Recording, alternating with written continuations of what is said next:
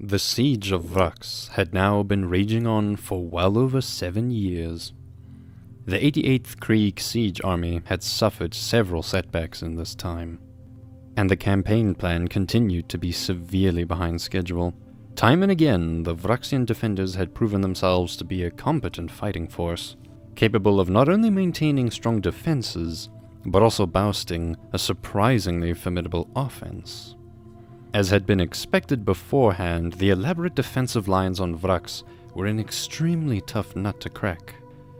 But even by the Imperium's standards, this battle had become incredibly bloody and somewhat wasteful. The western front, covering the major part of the Von Meersland wastes, was strewn with wrecks of tanks and artillery pieces. Bloated, rotting corpses of both Death Corps and Vraksian soldiers littered the ground everywhere in between the trenches. The northern part of the front had become a literal scrap heap of armored vehicles that had been destroyed in the year-long skirmish over the terrain around the now pulverized ruins of Hab Zone 1. The incredible toll of manpower and material that was continually being fed into this inferno down on the surface of Vraks was even becoming notorious within the wider segmentum. The Departamento Munitorum, themselves being responsible for supplying many of the vehicles and weapons to Vraks, filed many a message to the High Command of the 88th Siege Army with the urgent request to spend the provided war material more sparingly. But the Death Corps, notorious for their willingness to abundantly spend their troops in the name of the Emperor, did little to heed their request. After all, the siege could not simply be abandoned now. Vraks' strategic location in the Skaris sector was crucial in securing the area of space around the Eye of Terror, in order to keep the dreaded forces of chaos at bay. Despite the extreme costs of resources, the battle had to be fought until victory was assured. Far too much had been invested at this point. And so the intense carnage continued on with the same intensity as before. And before long, the unending bloodshed was drawing the special attention of many others besides just the Departamento Munitorum. Although a fierce blockade had initially been stationed around the planet, over the duration of the siege many ships and personnel had been reassigned to other duties in the segmentum where they were more prominently required. This meant that, at times, the blockade wasn't nearly as secure as it had once been.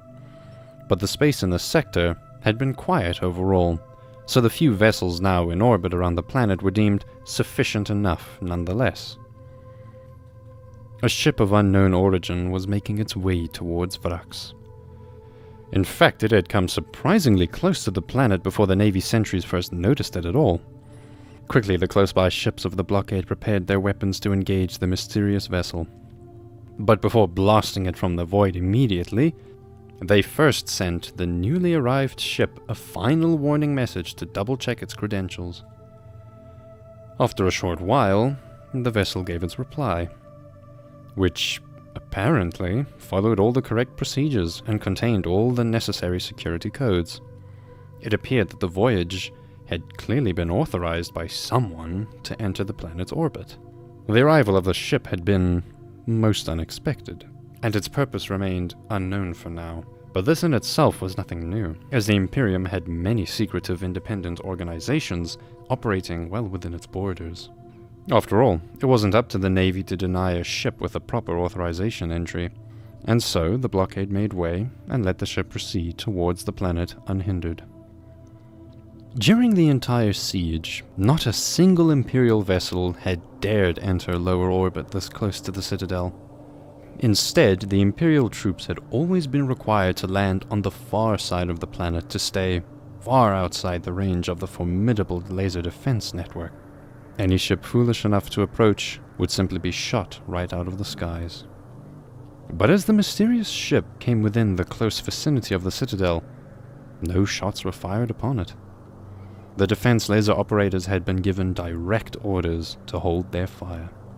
And a Space Marine battle barge by the name of Anarchy's Heart was now making its way straight towards the starport. Before long, Space Marines in blue armor started to disembark. They were warriors of the Alpha Legion, Their warband was led by none other than Lord Arkos. When they had all finished disembarking, the Astartes made their way towards the citadel, and the battle barge simply left the starport. How they had managed to surpass the Imperial blockade, perhaps more importantly, how they had survived the defense laser network, the Cardinal simply did not know. He had not been informed of their arrival, and Zaphon himself had not ordered any sort of ceasefire when the Anarchy's heart was approaching. But the unexpected Astartes forces had not yet attacked any of the Vraxian positions. Instead, they had simply requested an audience with the Cardinal. Zaphon was, unsurprisingly, suspicious of this act.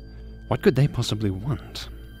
But on Mamon's insistence, he eventually opened the gates, and the Space Marines were escorted into the Citadel, and a meeting between the two leaders was arranged. When it became clear that Lord Arkos wanted to pledge his warriors to the Cardinal's service, however, Zaphon was more than willing to drop his suspicions right then and there. All reinforcements were more than welcome at this point, especially elite troops like these Astartes. These Space Marines would make valuable allies in his holy struggle against the treacherous Imperium.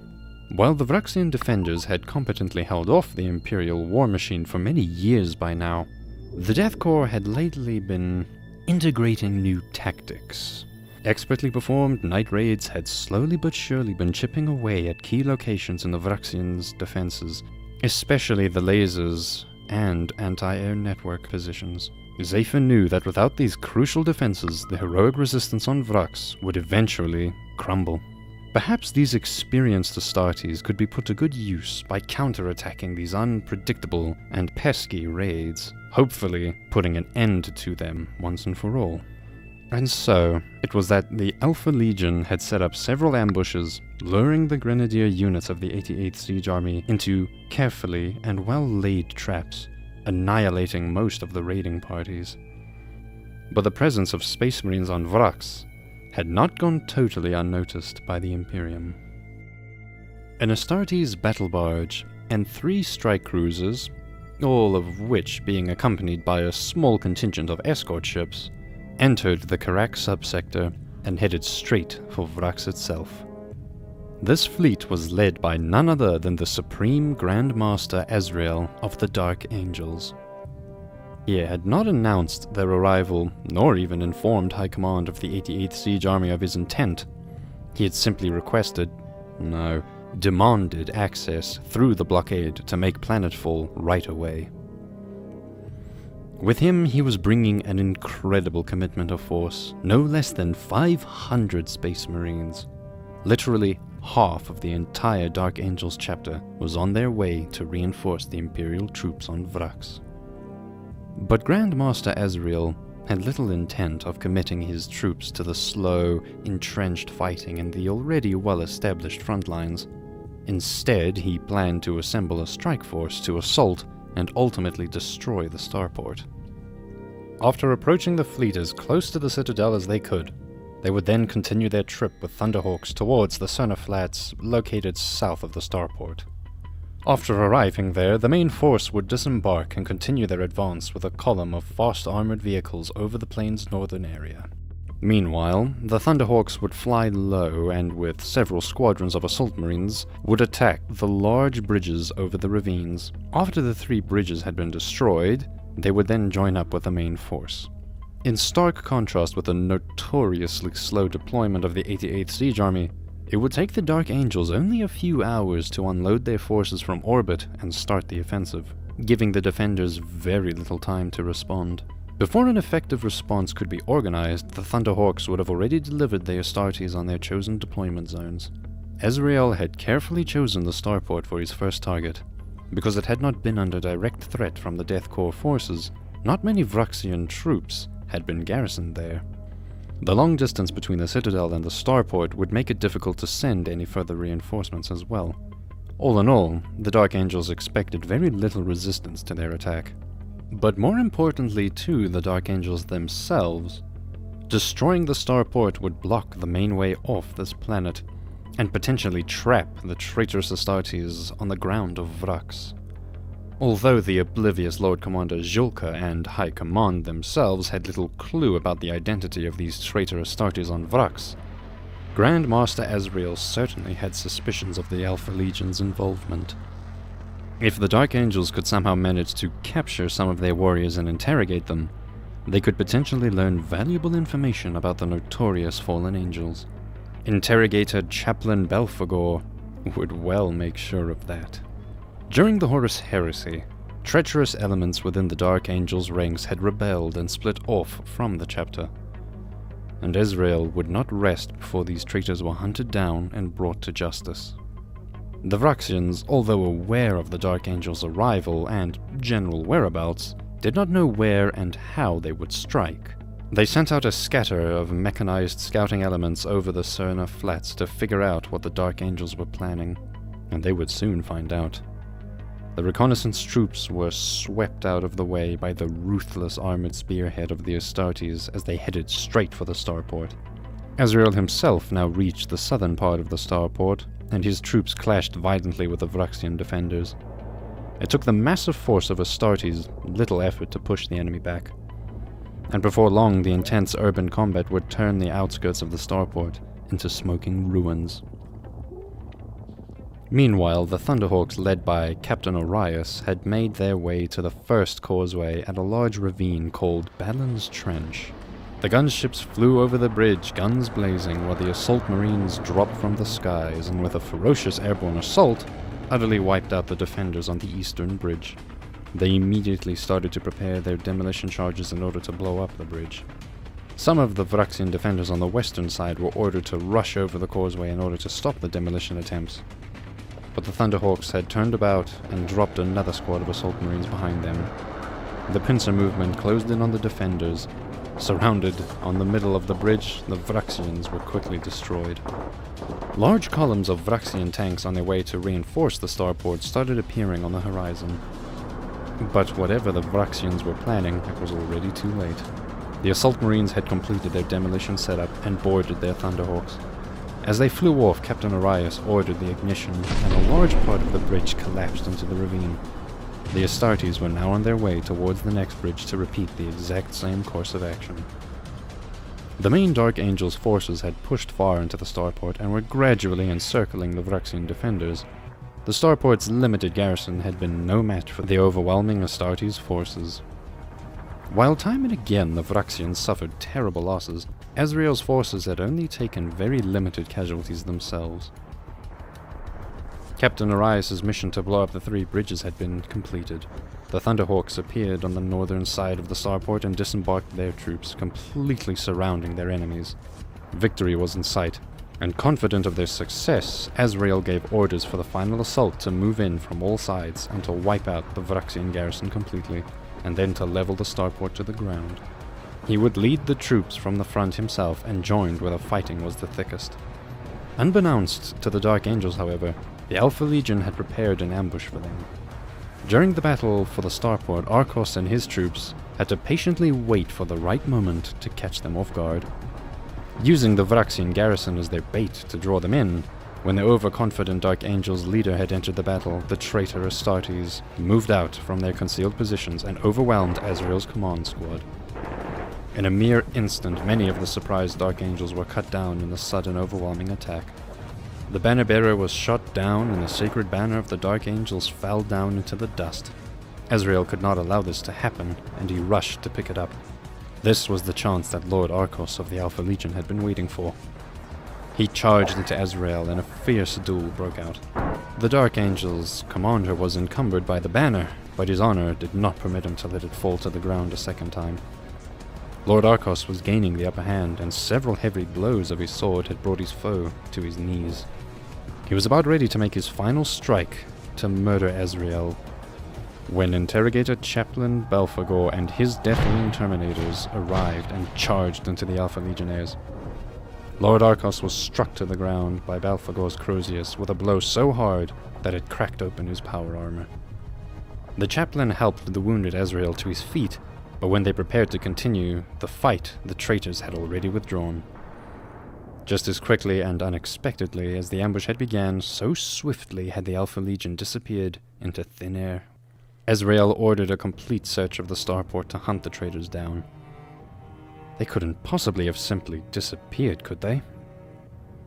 And indeed, not a single traitor marine could be found and captured alive. While the Dark Angels had initially not suffered many losses during the earlier parts of their offensive, the ferocious ambush had taken a heavy toll. Many battle brothers had lost their lives, and almost 200 Dark Angels now lay dead in the ruins of the starport. While they had successfully destroyed the starport, their most important objective of capturing traitor Astartes had failed miserably. Instead, the deceitful Alpha Legion had effortlessly escaped, and the Dark Angels had suffered great embarrassment at their enemies' hands. Grandmaster Ezreal had almost lost his life in the process. He had only been saved by the timely arrival of the Deathwing Terminators.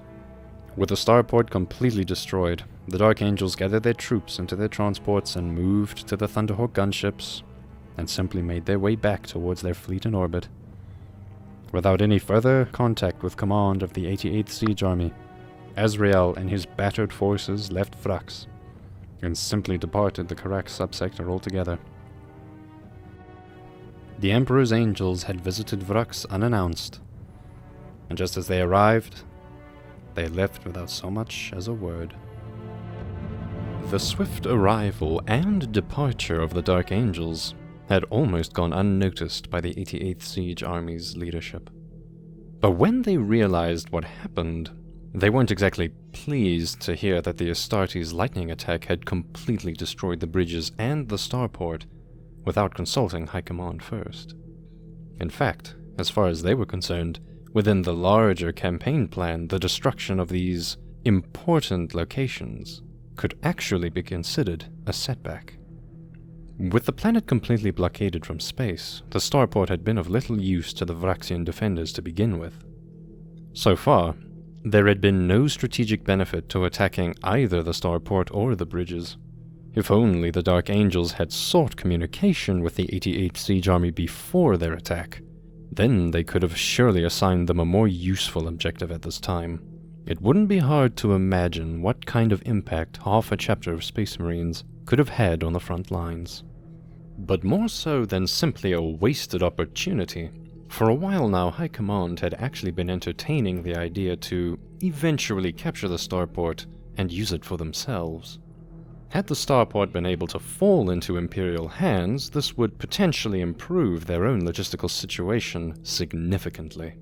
However, the reason they had not yet attempted to carry out this plan was simply because they still needed to work out a good way to successfully cross the bridges first. These obvious choke points would be easily defended by the Vraxians, and even for the Death Corps it might prove too costly to overcome their defenses. But while the starport's facilities could certainly make a useful addition to the 88th's campaign plans, it had so far not been vital to their operations, and thus for the Death Corps it had remained a low-priority target. High Command would certainly have been impressed by the Astartes' lightning assaults on these bridges, but now they were blown up and the starport laid in complete ruin. Any plans High Command may have had for these locations was now as good as useless. By now, the Dark Angels had already departed from Vraks and left the 88th Siege Army to pick up the pieces. Thus far, the campaign plans for Vraks had not gone particularly swimmingly, to say the least. But these recent events had just been the cherry on top. Lord Commander Julka was running out of time to finish the siege within the planned 12-year time frame, and he was starting to feel the increasing pressure to deliver results.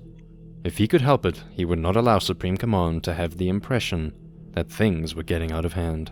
But fortunately, there was good news as well. The new line corps with 3 regiments had arrived in full strength from Krieg, and they were ready to join the front lines.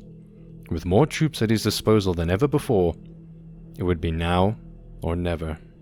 As far as the Lord Commander was concerned, the limited and timid offenses of the last several years had clearly been no good. If anything, the stalemate had only gotten worse. It was clear that only an overwhelming tidal wave of attacks would be guaranteed to break the enemy's lines. What would be required was a truly large offensive, something Julka started to refer to as the Big Push.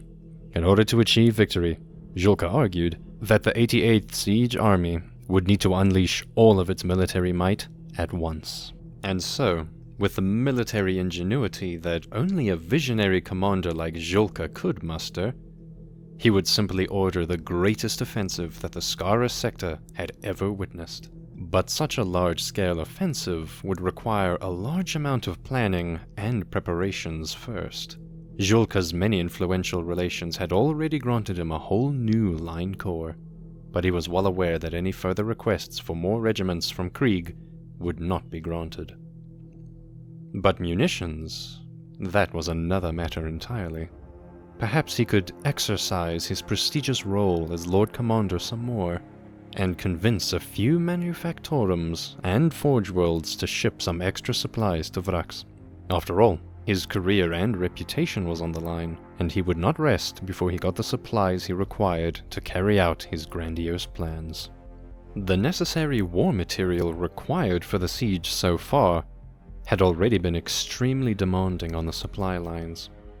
But the preparations for this big push would soon take it to its absolute limits. Every day, more and more transport ships arrived, and the logistics were pushed to their breaking point. On the surface of Vraks, munitions depots were being filled to their maximum capacity, and after the depots were too full, even bunkers and dugouts would be requisitioned for munitions storage purposes. And so, for a while, the fighting on the front lines had been suspiciously quiet as the Death Corps was busy stockpiling the required munitions, troops, and vehicles near the front lines. Day and night, endless transport columns moved over the Van Miersland wastes. This would not go unnoticed by the Vraksian defenders, however. The frantic activity of logistic transports to and from the Imperial lines had warned them of what was to come, and so the Vraksians prepared themselves for the coming storm as best they could. Within several weeks, on both sides the trenches were filled to the absolute brim with equipment and troops. Every dugout and bunker was completely packed with absolutely no room to spare. Large amounts of heavy artillery had been brought up from the rear and had already pre-sighted their targets. The artillery gunners were anxiously waiting for their firing orders. With the innumerable stockpiles of shells that had been assigned to them, it wasn't difficult to imagine the kind of hellfire that was soon about to break loose. Until finally, at 0 hour, orders were given for Lord Commander Julka's big push to officially begin. All across the line, the Death Corps artillery opened up their bombardment. An absolutely monumental amount of shells flew over no man's land and started raining down on the enemy's front lines. In turn, the Vraksian gunners unleashed their barrage. All over the front, the ground was shaking from the enormous amount of shells exploding everywhere. Then, the whistles blew, and all along the Death Corps trenches, troops started making their way up the ladders. With fierce determination in their hearts, they clung to their las guns and rushed out of their trenches as they made their way over no man's land. The defenders would not hesitate for a second. Their pre-sighted artillery opened up in response and covered the advancing infantry in a rain of shrapnel. But the brave soldiers of the Death Corps marched on through the fire towards their deaths. If anything, this momentous attack would be their chance for redemption. This assault would go on for several days. At some places, small gains were achieved, while in many others, entire squads were wiped out before they even got out of the trenches. All the while, the deafening crescendo of artillery fire from both sides never stopped. By now, thick smoke covered almost the entire battlefield. Disfigured corpses littered the ground everywhere. Trenches and bunkers were blown into ruins, burying both the Death Corps and the Vraksians with them. This battle was of an intensity not witnessed on Vraks before, and eventually this insane maelstrom of battle would prove too much for even the usually undaunting soldiers of Krieg. In several places the carnage had been so intense that some squads had begun to disobey High Command's orders, and they abandoned their assaults. For the first time in the entire 9-year-long siege, the Death Corps of Krieg wavered. Commissars tried exercising their authority to keep the troops in line, but it wasn't enough. In some places, the retreating troops even killed the commissar standing in their way to reach safety. The 158th Regiment had even retreated all the way back to their own lines completely. Such cowardly insubordination could not be tolerated, and local regimental command staff were arrested and executed for their abject failures, and the regiment disbanded. Wherever the Death Corps achieved their objectives, Vraksian counterattacks were at the ready to make sure their enemies' gains were short-lived. For days, attacks going back and forth would continue, and although the Vraksians paid almost as heavy a price as the Death Corps did, they managed to hold the line. So after 7 days of fighting, still no breakthrough had come. The initial rush of battle was slowly petering out as weapon and munition stockpiles were starting to run dry. The artillery had continued firing day and night, and finally the shells were about to be depleted. But Colonel Atas, an experienced veteran in command of the 468th Regiment, would give it one last try. He knew the 88th Siege Army was reaching the point of exhaustion, but so was his enemy. He thought he knew a place of weakness in the Vraksian lines that could be exploited, if only he had the right composition of troops available to him. But if he had asked permission beforehand, High Command would never have allowed his complex and risky plans of attack. So in violation of standard siege doctrine, and without strict permission, Colonel Atas had already started gathering up a rather specialized strike force. He used his reputation and relations within the ranks to requisition an extra artillery piece or tank here and there. With stockpiles running low, munitions were especially hard to come by. But relying on several favors from his direct colleagues, he actually managed to scrape together the troops and equipment needed to carry out his plans. He picked his best men and equipped them with the best gear and weapons he had at his disposal. Then under the cover of night, he led them forward, crawling through the mud and underneath the barbed wire as close to the enemy lines as possible. The bolstered artillery under his command opened up a bombardment and concentrated their fire on a very localized piece of the front lines, where Colonel Atas had estimated the potential weakness. When the bombardment stopped, he ordered his troops to rush forward and assault the enemy defenses. Colonel Atas had been right. This was indeed a weak spot. The prolonged fighting had shook and worn out the defenders, but more importantly, almost all of their heavy weapons had already been destroyed. The final heavily concentrated bombardment, orchestrated by Colonel Atas, was the thing that finally broke their will to fight. When the well-equipped troops of the 468th Regiment jumped into the trenches of the Vraksians, rather than putting up a fight, most of them fled before them. And so, the position could be captured with limited casualties. Colonel Atas signaled his waiting mechanized troops to come forward as well, to establish the breakthrough for good. He would have enough troops left to hold against any counterattack. He contacted High Command that a breakthrough had been established at Sector 57-50. While they were surprised to hear of this unexpected success, they nevertheless quickly prepared to send in the assault corps and death riders to exploit the gap in the enemy's lines. Despite the success, Atas knew that when all of this was over, he would be called in for interrogation and would have to explain why he had acted on his own without orders. He would be lucky if he only received a demotion. But he wouldn't have much time to ponder over his further career. Amongst the last remnants of defenders, a huge and bewildered Vraksian Ogrin rampaged through the trench lines. The enraged abhuman monster was being shot by lasguns from all sides, but would not be stopped. Colonel Atas, unfortunately, found himself in its way, and was forcefully smacked aside by the Ogrin's sledgehammer, shattering his ribcage into splinters. His broken body flew 6 meters through the air before landing on the ground. Eventually the Ogrin was taken out by several crack grenades that blew it apart. But the colonel was already dead. He had been instantly killed by the powerful blow.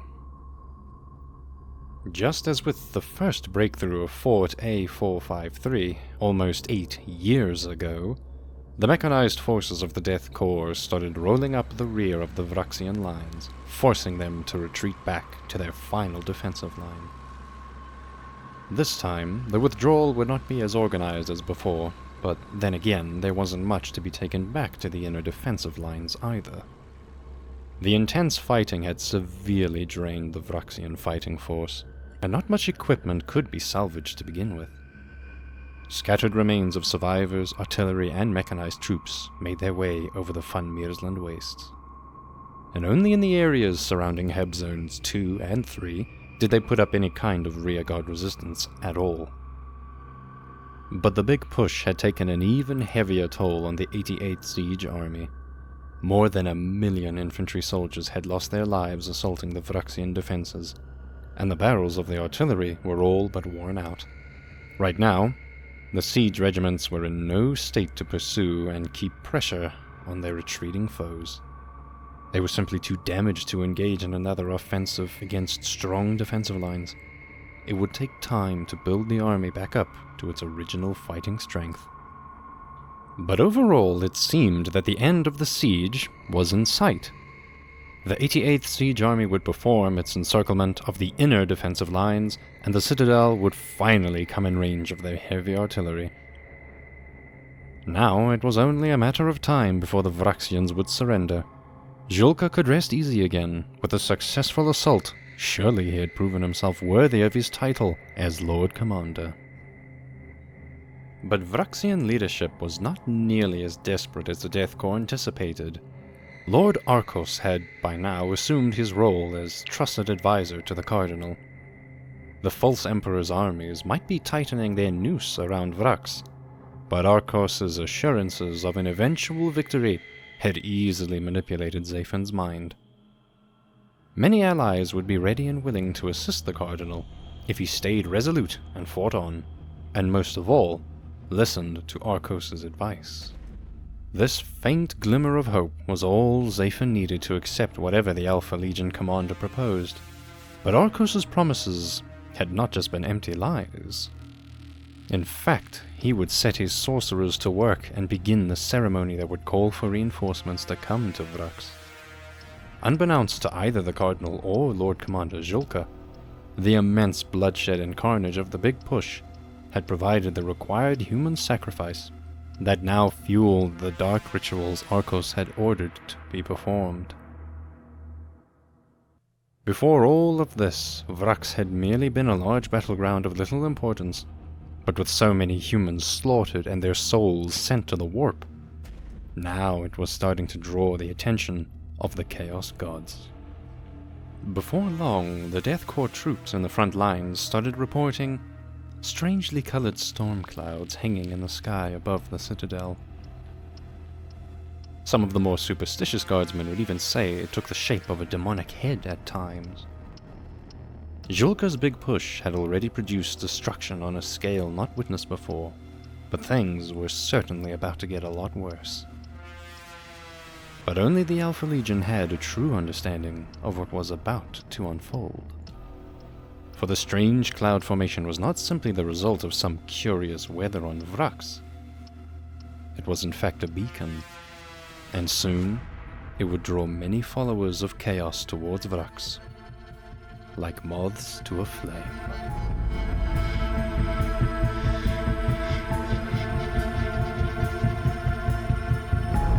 For 10 years, the Siege of Vraks had relentlessly raged on. Whenever the Death Corps attacked and the Vraxians counterattacked, there had been victories and defeats for both sides. But through sheer determination and unmatched sacrifice, the Death Corps of Krieg had managed to overwhelm the Vraxian outer and second defensive lines. The unexpected intervention by Grand Master Azrael and his brother Astartes of the Dark Angels had even seen the Vraxian starport and bridges to the east completely destroyed. Although the defenders had given the Imperial troops a fight at every turn, the Vraxian forces had now been forced to retreat back to their inner defensive line.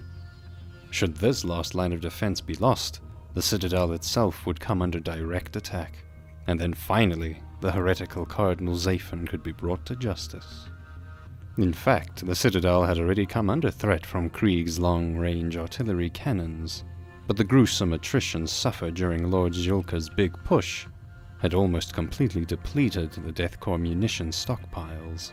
These would take considerable time to restock, but High Command ordered that whatever shells could be spared should be fired directly at the citadel itself. Every so often, several long-range artillery shells flew over no man's land. These wouldn't land on enemy trenches, but rather batter down on the void shields that covered the citadel. The material effect of this bombardment was ultimately negligible, as it caused next to no damage. It would take more than an occasional barrage to bring down the Vraksian void shield defenses. But High Command argued that seeing the heart of the Vraksian stronghold come under artillery fire before their very eyes would be good for the Death Corps morale. They had fought hard, and it was well beyond time to see the fruits of their labor, while at the same time it would dishearten the Vraksians and convince the defenders that the Imperium's final victory was already as good as guaranteed. Command of the 88th Siege Army hoped that this show of force would convince some of the Vraksian frontline troops that further resistance was futile. There would be no point in prolonging the conflict, and perhaps the frontline troops could be persuaded to save their own skins and surrender rather than fight. Not that anyone expected the Imperium to spare the lives of these heretics should they surrender, but that was a different matter altogether. And besides, for the Death Corps forces on the ground right now, there was not much else to do but to dig in and prepare for the next big assault. Due to the never-ending frontal wave attacks ordered by Lord Commander Zhulka, many of the 88th Siege Army's veteran troops had lost their lives in the fighting.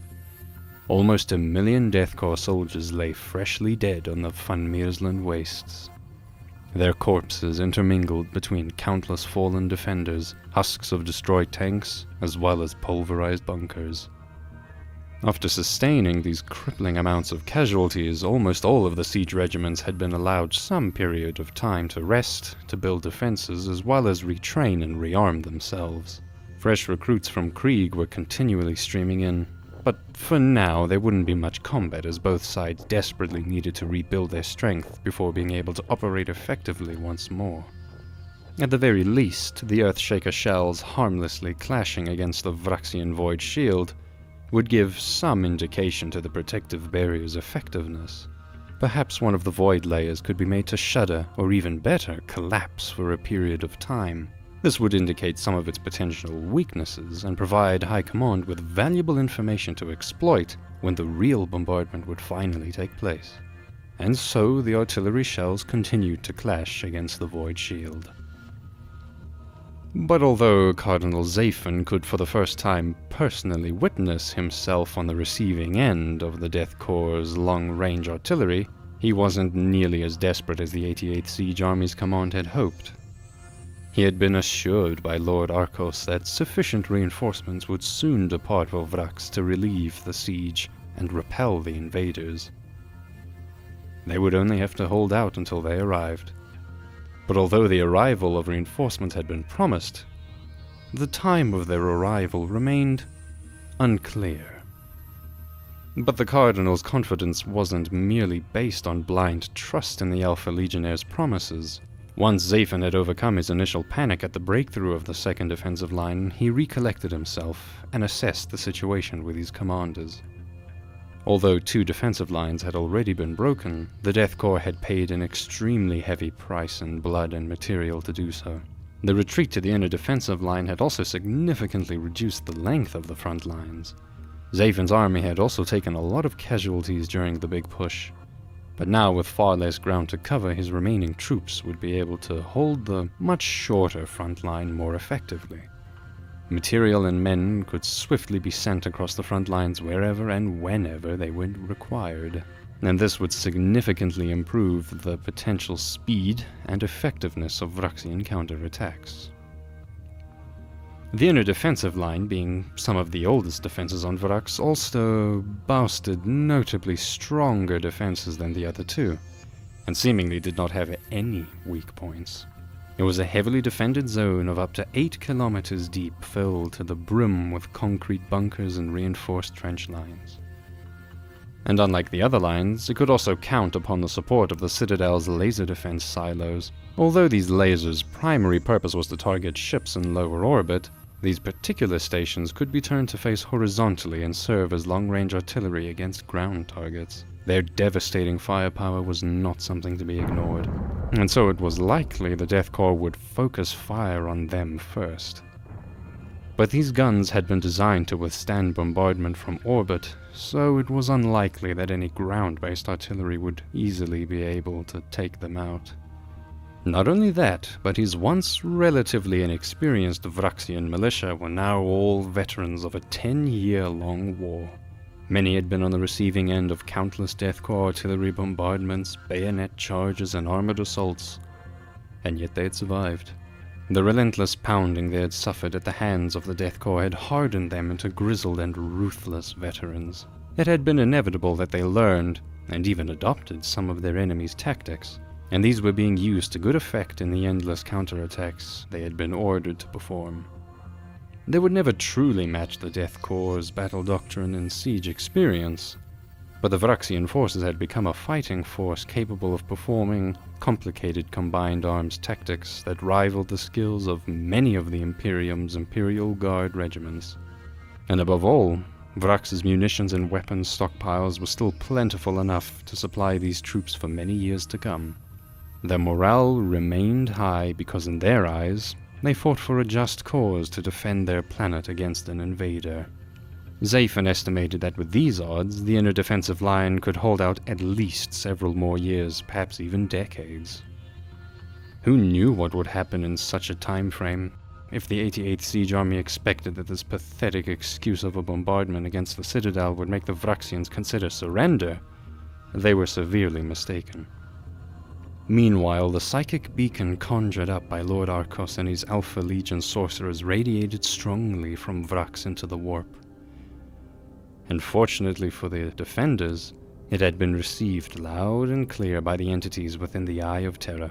For the followers of the ruinous powers, it was understood that such a powerful beacon could only have been sustained with the direct endorsement and blessing of their dark gods. This was clearly a promise of slaughter and plunder as had not been witnessed in the Scaris sector for a long time. The followers of Chaos would not willingly let such an opportunity pass by, especially a frontier so close to their base of operations. And so a numerous and eager collection of traitors, renegades, pirates, mutants, and other warp monstrosities assembled within the Eye of Terror.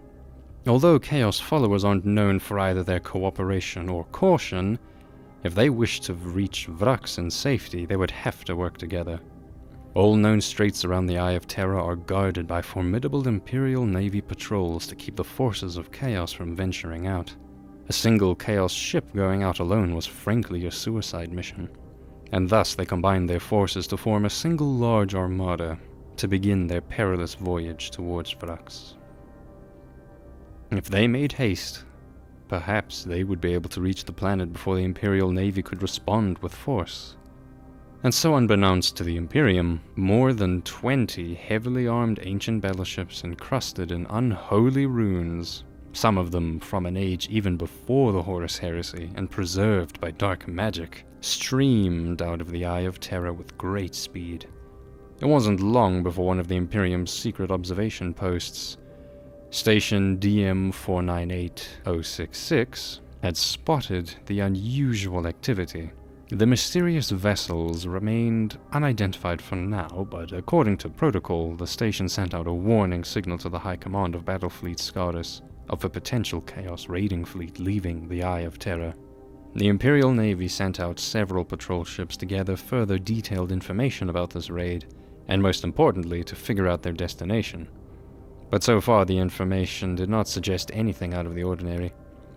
Chaos raiders frequently tried their luck, venturing outside of the Eye in hopes of catching Imperial transport ships off guard for easy plunder. Usually dispatching a small navy force was enough to intercept and stop these raids. But the Ordo Malleus of the Inquisition was always suspicious of anything that moves near the vicinity of the Eye of Terror, sent out a null ship to investigate. Such a ship was essentially a one-way probe, Crewed by automated servitors and a single blank, it was invisible in the warp, and thus untraceable for the Chaos forces.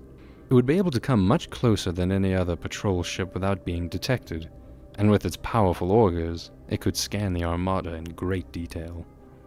Once it had approached close enough, the scanners were activated and identified the enemy's forces. The Inquisition's worries had been confirmed. It was indeed a large Chaos fleet. Many of the Chaos vessels were at least cruiser size or larger. Since its initial discovery by the observation post, it had managed to rendezvous with even more raiding ships. So far, up to 30 individual vessels had been identified. Such a large enemy presence had not been witnessed for some time in this region of space, and thus it seemed that the sector would have a big problem on their hands. Several Imperial Navy cruiser groups were put on high alert and made ready in anticipation to intercept this worrisome Chaos Armada. In order to bring enough firepower to challenge and ultimately destroy the vast amount of Chaos ships, even the mighty Emperor-class battleship Constantine Valdor was ordered to mobilize and prepare itself for major action. But now, the multiple data points about the Chaos fleet had been collected and analyzed. Its heading was calculated, and the estimations seemed to confirm that the enemy was heading straight for Vraks with great speed. To prepare a navy force formidable enough to challenge such a large raid would take a lot of time. This was time that did not have, since Vraks was one of the planets on the outskirts of the Scarus sector. As it were, Battlefleet Scarus was frankly caught with its pants down. Despite their best efforts, it would remain to be seen if they could intercept the enemy forces before they reached their destination. Back on Vraks, the remaining ships holding the blockade around the planet were informed of the frenetic activity of Battlefleet Scarus. Admiral Raziak had received orders to stand ready against the threat of Chaos Raiders in the sector. Unfortunately, over the 10-year-long siege, Raziak's forces had been deemed superfluous in the otherwise quiet sector. His fleet and crew had been reduced to the absolute minimum in order to supply material and men to more demanding sectors.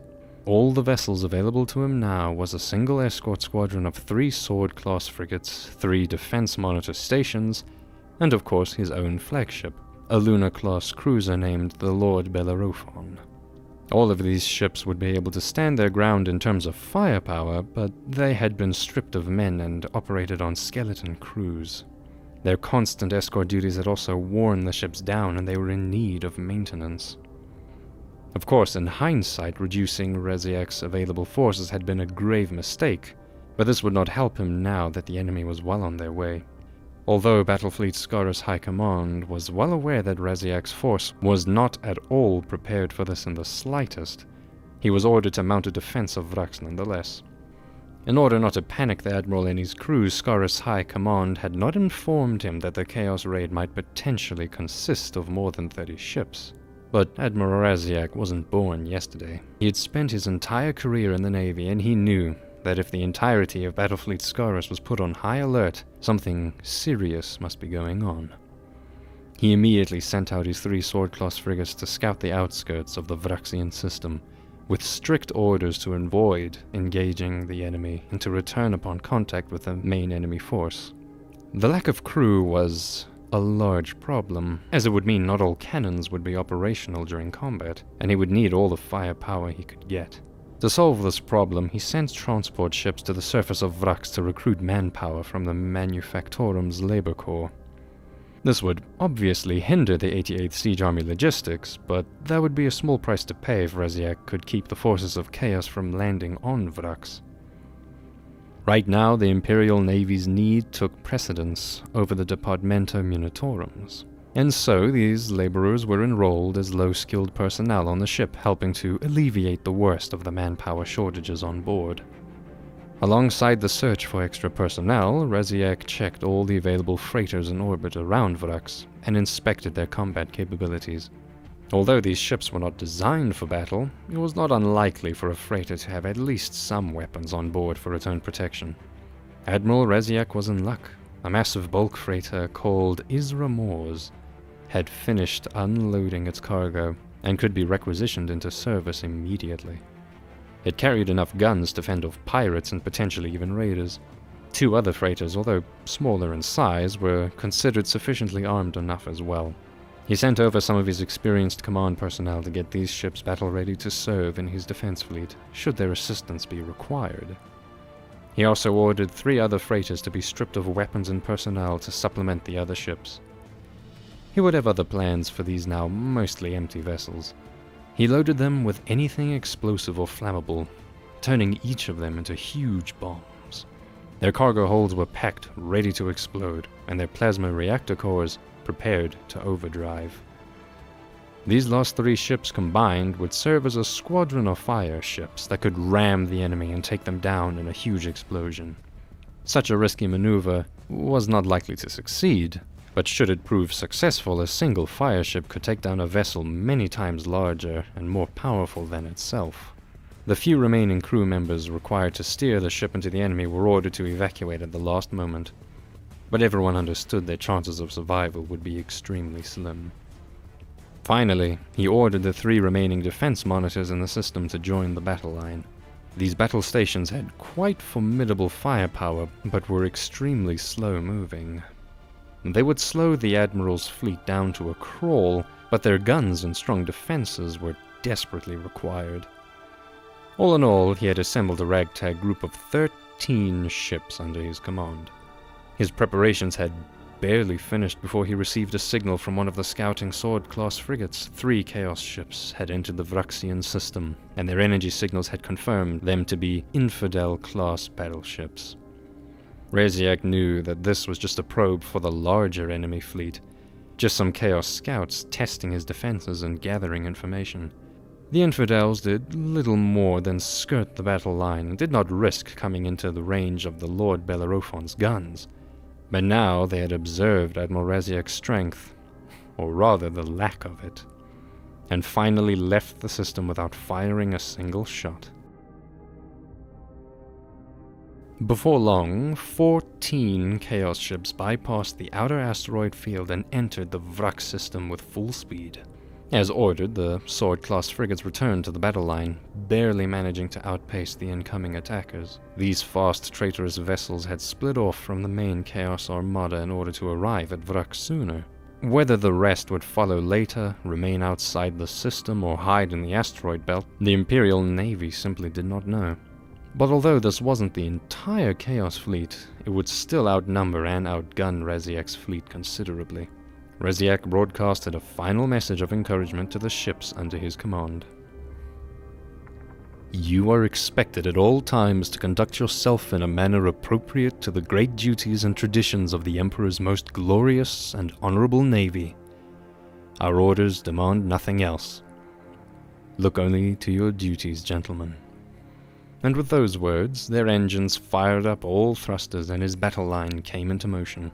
They would approach their enemy in a single line in an attempt to split up the enemy's formation. This would allow Raziak and his fleet to use all their available guns and inflict as much damage as possible on the approaching enemy. It would also spare his freighters and fire ships in the rear the brunt of the attack, and keep them operational for as long as possible. However, this formation would expose his ships to a lot of enemy guns from both sides.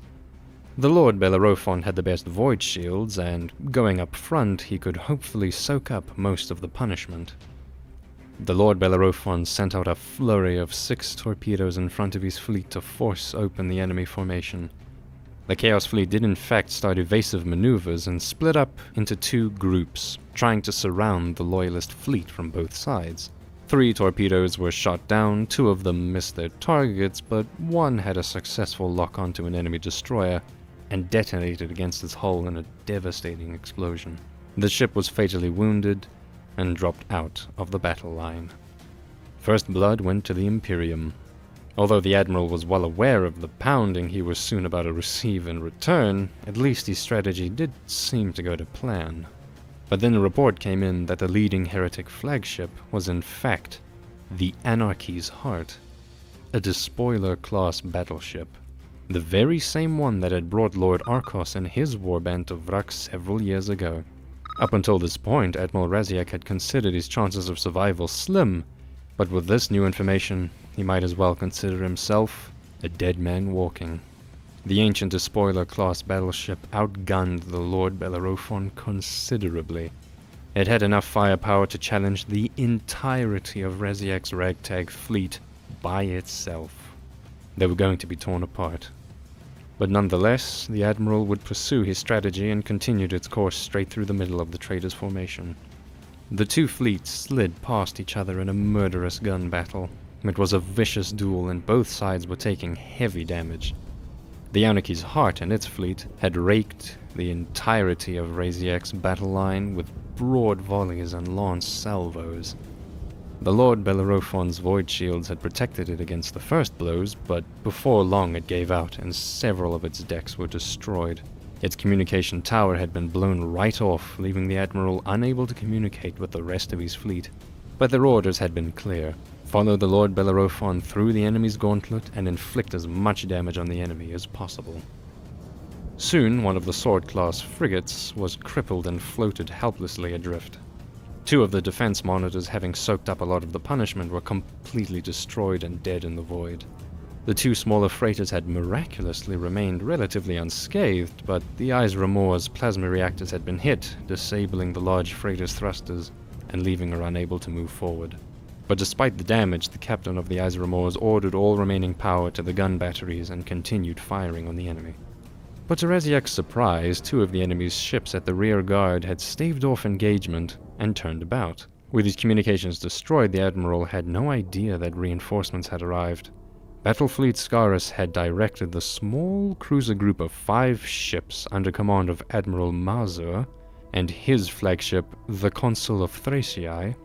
Unbeknownst to either side, it had arrived shortly after the traitors' fleet crossed the asteroid field. Together they could swing the battle in the Imperium's favor. The first to detect them had been the rearmost Chaos cruisers, and they had taken immediate action to intercept. Mazur's task was to cut off the enemy's approach and prevent a planetary landing. Mazur and Raziek had been long-standing rivals within the Imperial Navy, and Mazur didn't feel much for coming to the other admiral's rescue.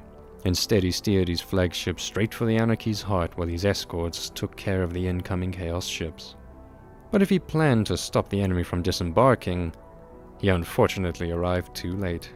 The Anarchy's Heart and several other traitor ships were already preparing themselves to enter Vraks' lower orbit to deliver their reinforcements onto the planet.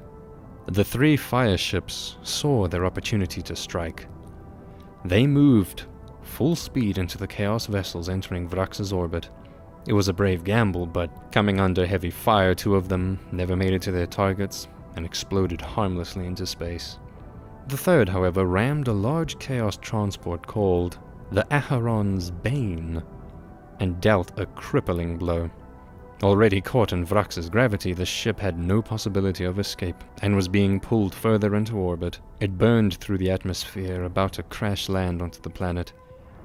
But by some miracle during its descent, it managed to steer itself somewhat upright, and although it impacted with the planet's surface, some of its heretical crew and cargo would survive the crash.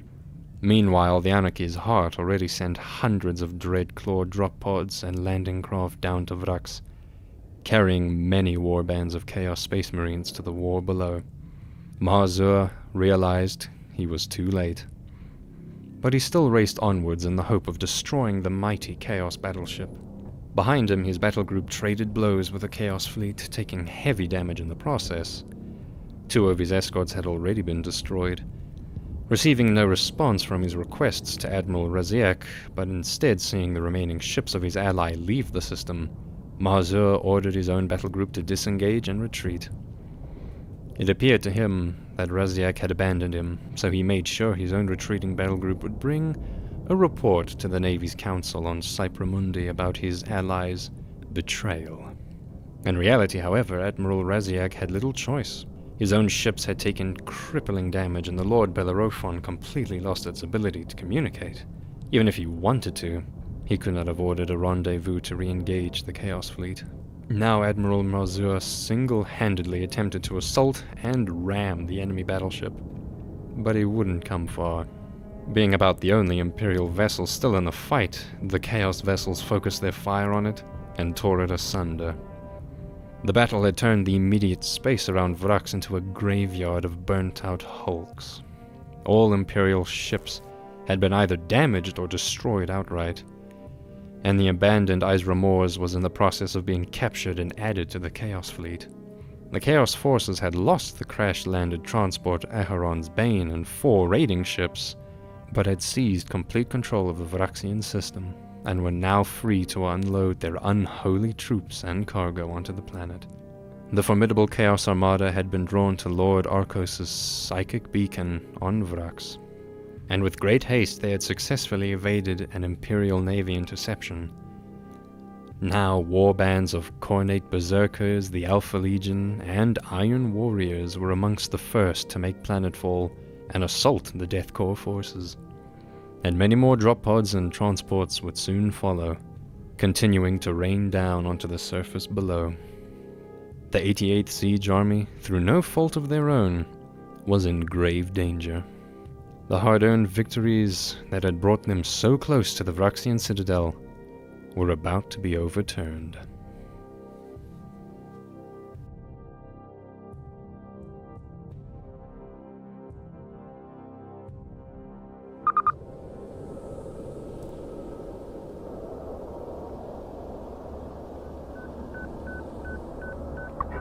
Upon the ravaged surface of Vraks, the 88th Imperial Siege Army finally found themselves replenished enough to continue their assault against the inner Vraxian defensive line. Their artillery had already begun the task of softening up the enemy defenses with their bombardments. During Lord Commander Julka's big push against the second defensive line, they had endured crippling losses and exhausted the majority of their equipment. Although they had eventually managed to achieve a successful breakthrough, the astronomical cost of the offensive left many wondering if it had been worthwhile. Over time, they had managed to regain much of their original forces, but the new influx of troops were predominantly fresh recruits. The millions of veteran Death Corps soldiers, whose corpses were now strewn across the Van Miersland wastes, would be difficult to replace. At the start of the siege more than 10 years ago, they had predicted it to be bloody, but at least expected it to be a manageable affair. The nature of the siege seemed perfectly suited for a traditional commander like Julka. The steadfast Death Corps of Krieg had been selected as the ideal military force to methodically crush the enemy's vast amount of static defenses into dust. But over the last couple of years, this illusion had been completely shattered. So far, the battle for Vraks had been far from predictable. Defying all expectations, the ragtag army of defenders had valiantly faced the Imperial onslaught on every front, and even managed several large-scale counterattacks. And even by the Death Corps standards, they had caused the 88th Siege Army to suffer a horrifically high death toll. Several Space Marines chapters had made an appearance on Vraks as well, causing nothing but trouble and further complications. And due to the immense drain of manpower, the Departamento Munitorum was considering sending less and less reinforcements into the meat grinder that Vraks had turned into. Lord Commander Julka had tried everything he could to continue the siege and save his career. He had exercised all of the standard siege doctrines he had studied during his time in the military academy. He had even leveraged his influential relationships to receive more reinforcements and weapons. Although this had helped him to eventually achieve a breakthrough of the second defensive line, ultimately it had not been enough to completely crush the Vraxian resistance. And so, despite their best efforts, they were several years behind their original schedule. While the reinforcements were slowly trickling in, the 88th Siege Army did not sit idly by. They had spent the time digging deep trench networks and constructing bunker complexes in front of the Vraxian lines in order to prepare for the next phase of the siege. As comfortable as these new trenches were, sooner or later the troops would have to climb their ladders and move out into no man's land again. Seeing as High Command could no longer afford their usual tactic of frontal human wave attacks, they had spent a significant amount of effort on mapping the enemy fortifications, hoping to gain a tactical advantage. But whenever new reconnaissance reports of the terrain came in, the situation looked even worse than before. On paper, the inner defensive line had appeared similar to the other two, but in reality, over the duration of the siege, the defenders had turned the area into a thick defensive kill zone of up to 20 kilometers deep. In some places, it even covered the entire distance all the way up to the citadel itself. This much stronger and better equipped final defensive zone would prove vastly more difficult to break than anything they had faced before. Even by a conservative estimation, it would take at least another decade and the lives of several million more guardsmen to achieve a real breakthrough. Even Lord Commander Julka, who had his headquarters comfortably stationed far away on Thracian Primaris, had to admit that the situation on Vraks, as well as the future of his military career, looked very grim indeed. But little did he nor the troops in the trenches realize that all of it was about to go from bad to worse. The high sulfuric density in Vraks' atmosphere regularly resulted in heavy thunderstorms.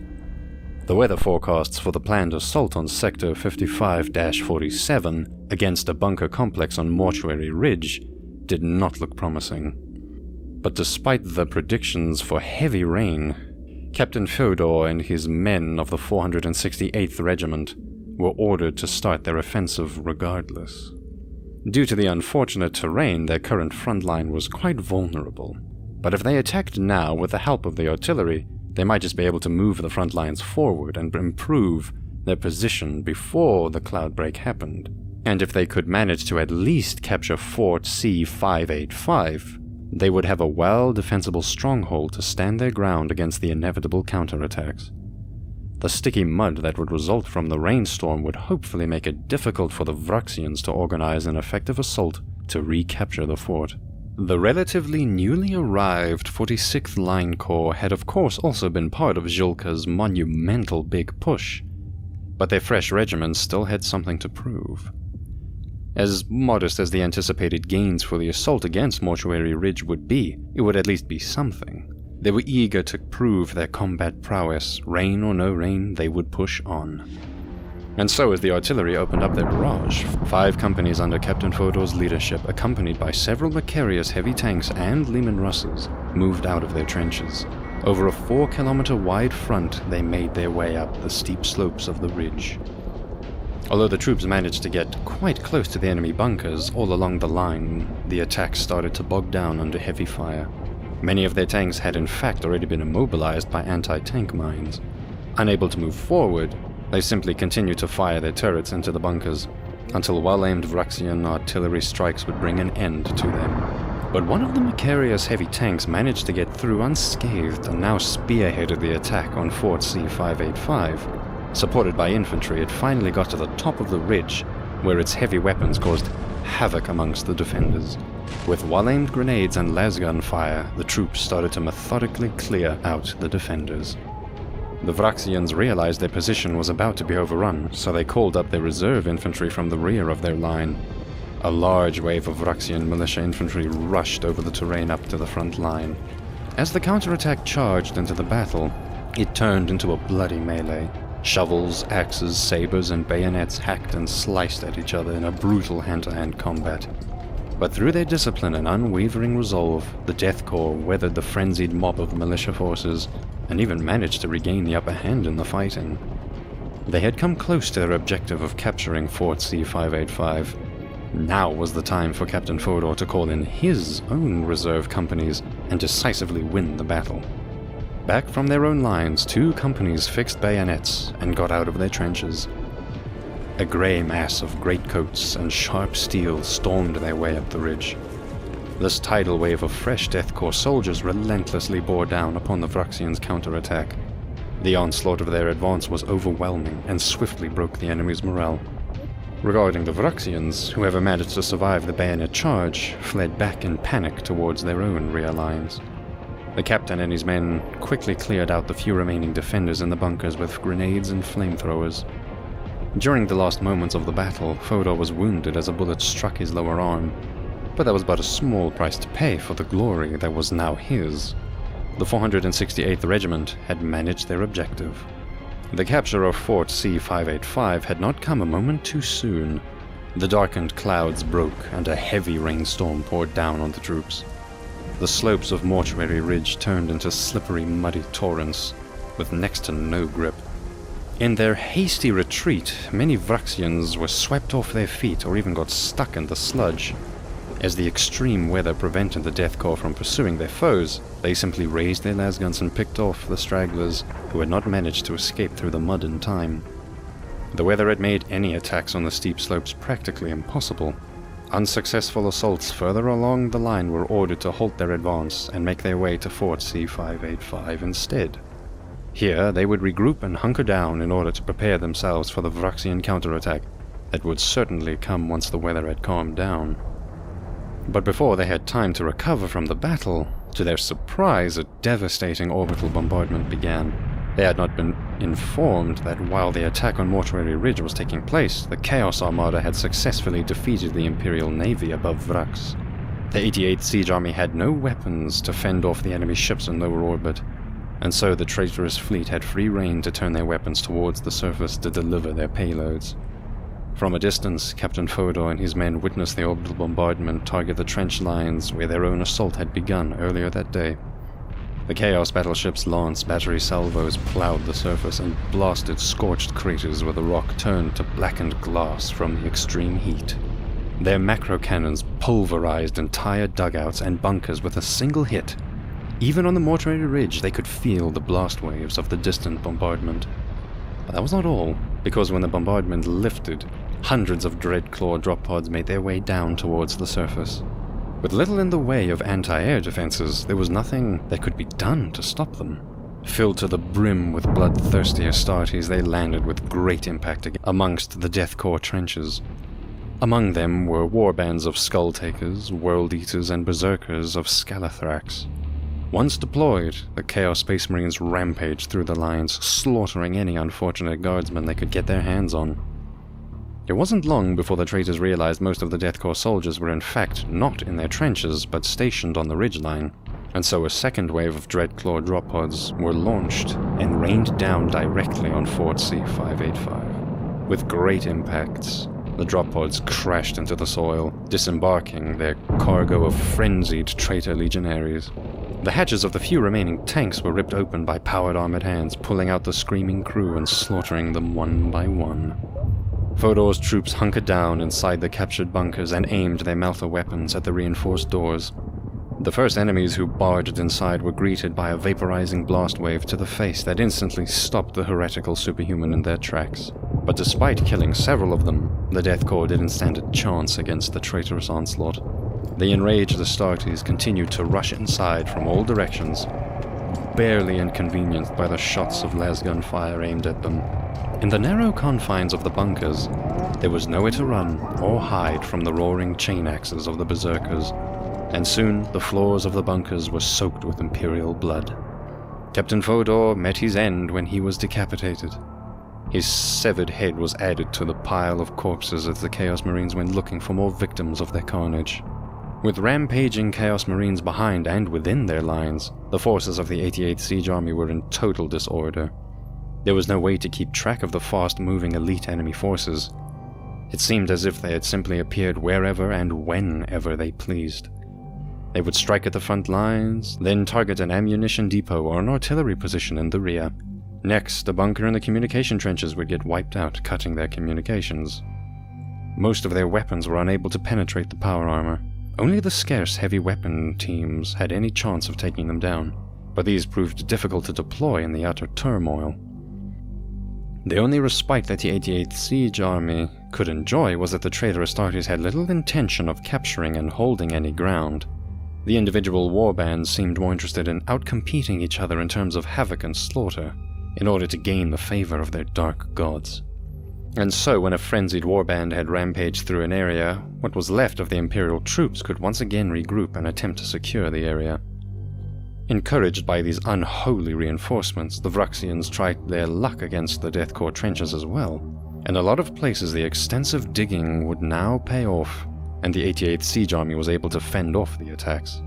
While in others, especially areas where the traitor Marines had struck the hardest, they were simply too undermanned to stop the advancing enemy. What had once been a continuous surrounding trench network around the inner defensive line had now been turned into large pockets of resistance. But that was not all. With the Imperial Navy routed from the system by the Chaos Armada, their supply lines from space were cut off. For now, the initial landing zones on the Saratama Plains were still plenty stockpiled, but if nothing was done to re-establish naval control over the system, they would eventually run out of supplies. The Death Corps are unwavering combatants willing to fight to the last man, but even they require weapons and ammunition. High Command would have to work overtime if they were to have any hope of salvaging the extremely dire situation. But it was clear that Julka was not the man for this job. News of the impending failure reached Lord Commander Militant of Segmentum Obscurus, who started an investigation to figure out how it was possible that despite the vast amount of Imperial troops sent to Vraks, the siege had still gone so horribly wrong.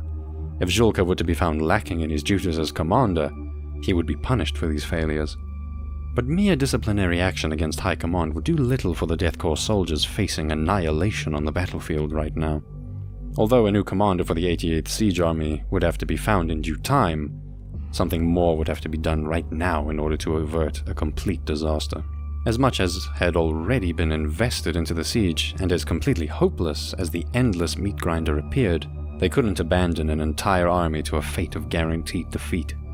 But before help would be able to arrive, the Death Corps would be on their own to face an even bigger threat.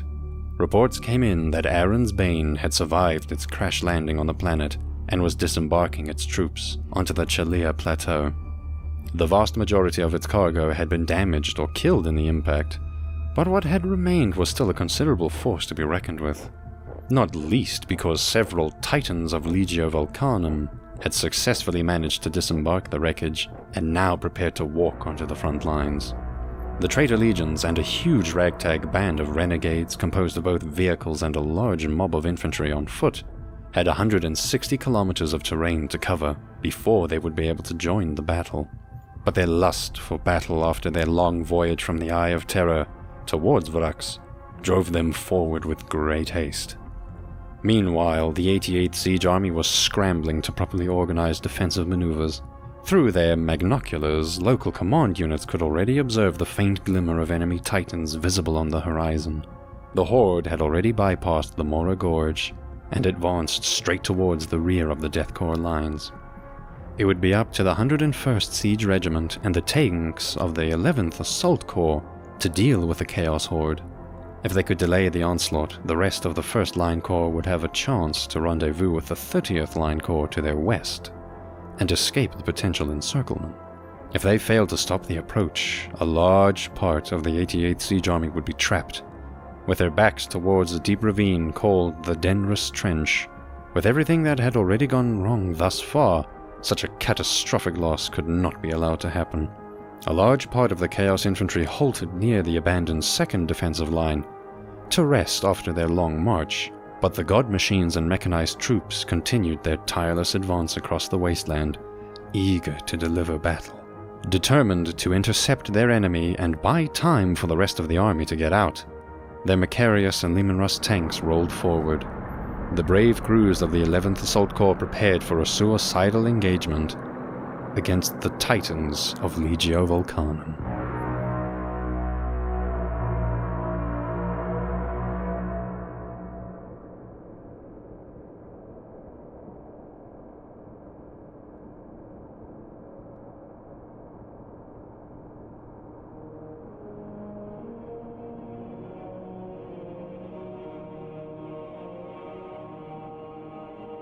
In a fierce void battle, the Chaos Fleet had all but broken the Imperial blockade and routed the remaining Loyalist navy above Vraks. During the battle, however, a large Chaos transport called the Acheron's Bane had been fatally struck by one of Admiral Raziak's fire ships and crash-landed onto the planet. Aboard, it had carried the titans of the traitorous Legio Volcanum. Unfortunately for the 88th Siege Army, a large number of these god machines had managed to survive the crash, and their remnants had soon disembarked and assembled onto the Chalea Plateau, ready to march onto the Death Corps rear lines. After a long march accompanied by a mob of vehicles and infantry, they had finally arrived at the front lines. and their corrupted machine spirits were eager to deliver battle. If nothing was done to halt this enemy advance, the 30th and 1st Line Corps would be outflanked and destroyed. The task of delaying the traitors and giving the rest of the Imperial Army the time to reposition themselves and prepare defenses had been assigned to the tanks of the 11th Assault Corps. They knew their mission was suicidal. Few, if any, tank crews had faced Titans and lived to tell the tale, but the brave soldiers of the Death Corps prepared themselves to face the onslaught nonetheless. Outnumbered and outgunned, they drove forward, determined to bring righteous fury to the foes of the almighty God Emperor. The tracks of the many tanks and artillery created large clouds of dust as both the traitors and the loyalists' tank columns drove over the desolate wastelands towards one another. In the distance, the massive lumbering silhouettes of the Chaos monstrosities were already visible. Commanders looking through their magnoculars recognized the shapes of Warhound and Reaver-class Titans steadily marching their way. Despite the Warhound being considered a Scout-class Titan, it is still an immensely powerful war machine, standing over 17 meters tall, and its formidable weapons are more than capable of destroying heavily armored vehicles with frightening ease. On one arm, the standard armament would either be multiple lasers or a mega bolter, and on the other, usually some type of heavier anti-Titan or anti-armor weapon, like the plasma blast gun. But considering the forces of chaos and their lack of uniformity, nobody could truly predict what armaments it would wield. Its relative high speed makes it a fearsome foe that will move in packs to mercilessly hunt down its prey. The presence of even this smallest type of Titan was more than enough to completely overthrow the balance of power on Vraks into the traitor's favor. But that was not all that had arrived from the crash. The Reaver-class Titan is an ancient battle machine. Classified as a medium-sized Titan, it wields even more devastating weaponry than the Warhound, and is far more difficult to destroy due to it having more void shield generators. It usually carries at least one long-ranged weapon that allows it to fire at an extreme range to destroy enemy armor, but up close, it carries an even more devastating amount of firepower. Although Reavers are not nearly as big as some of the larger Titans, these relics from a bygone technical age are able to destroy almost anything standing in their paths. Although their relatively exposed generators on the back make them vulnerable to outflanking, their strong frontal armor plates and mid to long-range weapons make them incredibly suited for the large, open battlefields on Vraks. By now, the Death Corps troops were fully aware of the near-impossible odds they were matched up against. Leman Russes and Baneblades wield capable weapons in their own right. These tanks had already brought them many victories on Vraks. But against these massive god machines, they would definitely struggle to hold their own, if not outright lose immediately. But the Death Corps' relentless orchestration of warfare is not known for doing anything with half measures. The 88th Siege Army had brought an overcompensating amount of different weapon types to the siege. Despite the initial displeasure of the Manufactorum at what had initially appeared to be such an indifferent misassignment of specialized material, now they were more than happy to know that amongst the mechanized ranks moving forward to battle the Titans rode several Shadow Swords. The Shadow Sword battle tank, armed with its forward-facing volcano cannon, is a notorious Titan killer. It is nearly identical to the super heavy Baneblade, but its armament is specialized to disable Titans in a single blow. The volcano cannon is amongst the Imperium's most powerful laser weapons, able to overpower void shields and turn even the thickest armor into molten slag. Granted, the tank is fairly slow, difficult to aim, and has a very low rate of fire. On top of that, not every shot is guaranteed to penetrate a Titan's void shield. But when it does manage to penetrate, the damage is devastating. For as mighty as Titans are, most of their protection comes from their ability to generate void shields. Under normal conditions, a Titan will engage in battle for as long as its void shields are operational. When they start failing under heavy sustained fire, it will then retreat, and if the situation allows it, to take on a more supporting role within its battle group, at least until the void shields have recovered. But the mere existence of a tank on the battlefield capable of penetrating all of its defenses with a single shot is a severe risk that should not be overlooked. The thought of losing one of their invaluable god machines to something as low-brow as a tank instills a deep fear within the proud Titan crews, and so merely the threat of a few shadow swords on the battlefield is sometimes enough to dissuade Titans from engaging at all. But the Titans of Legio Volcanum had not traveled all the way from the Eye of Terror to back down now. Their unholy corruption fueled their lust for battle, as they marched straight towards their enemy without hesitation. And there was something the Imperial forces did not yet realize. The traitor forces had another trick hidden up their sleeves. Out of nowhere, the Imperial troops were suddenly attacked from the air as fighter aircraft strafed their formations. Throughout the war, the Vraksian defenders had not had any aircraft, and with everybody focusing their attention on the oncoming Titans, the attack from above had come as a complete surprise. Even the usually well-prepared Death Corps did not see this one coming. The 11th Assault Corps had not considered bringing any dedicated anti-air weapons to this battle, and so there was little they could do to protect themselves from the sudden aerial attack. Tank turret gunners tried their best to fire their heavy weapons at the enemy flyers, but this did little to stop the fast-moving airplanes from dropping their bombs on the advancing vehicles. Having totally free reign in the skies, the enemy pilots could freely choose their targets, and the disrupting effects on the tank formation was formidable. Fortunately for the Imperial troops, after a while the enemy ran out of ammunition, and the enemy fighters vanished from the battlefield. But the damage was already done. Before the battle had truly begun, several tanks were already destroyed, and the enemy had not lost a single airplane. In the midst of the disorder, it was difficult to tell if any of their desperately required shadow swords had even survived the surprise attack. But if they had not, well, it would simply be too late to turn back now. The Reaver Titans were already in firing range, and started raining down their long-ranged armaments upon the 11th Assault Corps. The Chaos tanks hurried forward past the Titans to get into the battle as well.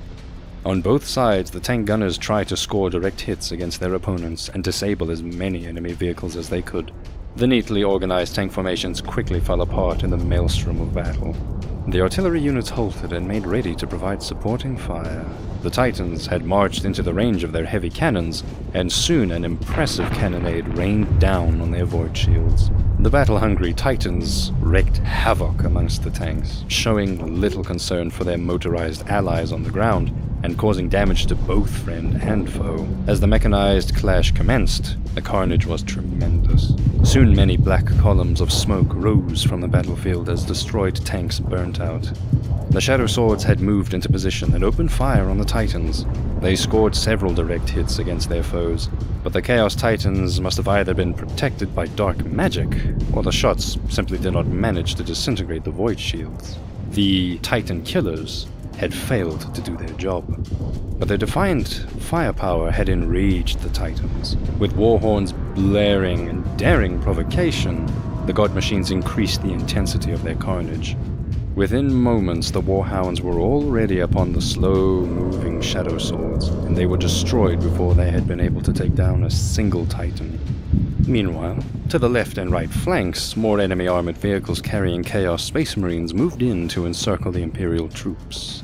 The battle would be over quickly. Without their shadow swords and attacks from the flanks, it was only a matter of time before the remaining tanks were also destroyed. By some miracle, a handful of troops managed to escape the massacre and made it back towards their own lines, ready to fight another day. But a large section of the 11th Assault Corps was completely wiped out. Despite their tragic losses, the heroic counterattack had bought enough time for the entirety of the 30th Line Corps to reposition and start digging in their new front line. In their new makeshift trenches, the Death Corps would be able to move their shadow swords and artillery pieces in prepared, concealed positions. This strategic advantage would greatly improve their chances of holding their own against the Titans. The 1st Line Corps was a different story, however. With their backs towards the Demi's trench, there had been nowhere to go for them but north to occupy the previously held position of the 30th Line Corps. But the relatively small gap in the terrain had made it difficult to reposition the entire Line Corps swiftly, and so progress of moving the army had been slow. To the horror of the Imperial commanders, the Chaos advance had not been delayed long enough for all regiments to get out of the trap in time. There was a serious risk of the retreating 1st Line Corps being outflanked by the enemy's fast-moving mechanized forces. In order to prevent this disaster from happening, some troops would have to stay behind and hold the rear. The 19th Regiment would be the last one out of the pocket, and thus it was decided that they would instead function as the rear guard. Their orders were to dig themselves in the narrow front and prevent the enemy from capitalizing on the 1st Line Corps' difficult retreat. The 19th Regiment would be cut off from the rest of the army and have nowhere to fall back to. This was, however, still preferable to running the risk of having the flank rolled up by enemy tanks and losing the entire war. With the enemy Titans and war bands of Chaos Space Marines freely roaming the plains, this was of course a suicidal assignment. But if there's one thing we've learned from the Death Corps, it is that no sacrifice is too great. The officers of the 19th Regiment were ready to follow these orders without a second thought, and ordered their troops to hold the line. But it was unlikely that they truly realized what horrors they were about to face. A singled-out regiment was an easy target, and the various Chaos warbands of Nurgle who had arrived on Vraks would not let this opportunity go to waste. The Lords of Decay and the Apostles of Contagion had already gotten their hands on the armory stockpiles on Vraks. Amongst these lay vast amounts of the infamous gas weapon trimethylene thiloxylic tertius, known simply as TP3. TP3 is not just any poison gas. It is a horrible combination of highly acidic and corrosive molecules that create a lethal green cloud. When breathed in, it is fatal, and the horrendous damage to the respiratory system kills its victim within 30 seconds. But wearing a gas mask may not be sufficient because it can melt skin from bone within minutes. In strong enough concentrations, it can even corrode through metal and armor. The reason why it's not commonly used in general warfare and only kept as a weapon of last resort is because it's very difficult to control. Mishandling the substance during deployment can easily cause casualties amongst friendly units. The Chaos Marines did not formally request Cardinal Zaphon for access to this deadly weapon. Instead, they simply plundered the stockpiles and took as much TP3 as they could get their hands on. The other Chaos warbands, like the Khornate Berserkers and Alpha Legionnaires, did not interfere as they were busy with their own agendas. They cared little about the followers of Nurgle were up to, and so they could freely test this deliciously toxic weapon. Although the Nurgle worshippers did not have much experience with this type of gas, they were confident its effects would surely please their unholy master of decay. As the 19th Regiment waited in their trench for the inevitable attack against their lines, the first green clouds rolled towards them. All Krieg guardsmen were trained and equipped to withstand chemical warfare, but it remained to be seen if their gear and training would hold up against the corrosive TP3.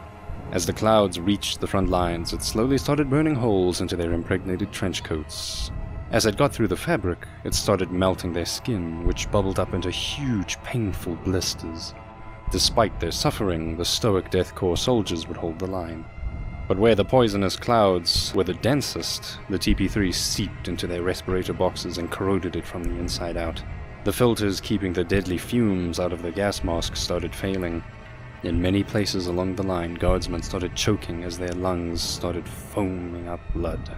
The worst afflicted amongst these had their eyes melt right out of their sockets as they turned blind. Soon their skin began to dissolve and putrid flesh dripped away, exposing the white bones underneath. Those who had not died already cried on their knees in agonizing groans of pain, begging for the Emperor's mercy. Before any shots had been fired, several areas in the line had already been completely wiped out. While in some places the Death Corps soldiers had endured, and an organized resistance remained. But even from a distance it was easily observed what carnage this weapon had inflicted amongst the defenders. No other Imperial Guard regiment could withstand the onslaught of such an acidic gas attack so well. The Plague Marines were impressed by the Death Corps' resilience. If only these troops would be willing to accept Grandfather Nurgle's blessings, they would surely make worthy minions. They relished their potent new weapon, but were also eager to witness the beautiful decay from up close. And so, they started the engines of their rusting armored vehicles and slowly drove forward into the green clouds, while methodically firing their heavy bolters at any survivors. Despite the horrid effects the TP3 had inflicted upon their ranks, the remaining resistance put up a valiant fight. But the putrid monstrosities proved difficult to kill, and facing them in close-quarters combat proved too much. Their lasguns barely seemed to hurt these moving corpses.